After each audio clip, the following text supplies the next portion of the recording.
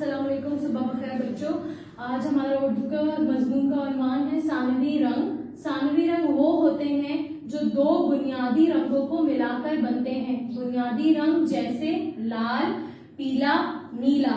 सानवी रंग को इंग्लिश में सेकेंडरी कलर्स भी कहते हैं और बुनियादी रंगों को इंग्लिश में प्राइमरी कलर्स कहते हैं।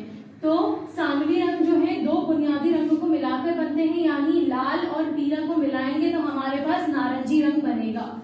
अब हम इसकी पेज नंबर 30 जो है हम करेंगे, जिसमें है सानवी रंग नारंगी। तारीख 17/3/2020, दिन मंगल। सानवी रंग नारंगी। अच्छा, ये फल बना हुआ है नारंगी, ये फल बना हुआ है नारंगी। इसका लेकिन इसमें जो रंग होगा वो होगा नारंगी। इसमें जो रंग होगा वो होगा नारंगी। दोनों को इंग्लिश में कलर को भी और फ्रूट को ऑरेंज ही कहते हैं। ओके, तो नारंगी कैसे लिखते हैं? नून अलिफ ना, रे नून रन, नारन, जीम छोटी है जी, नारंगी।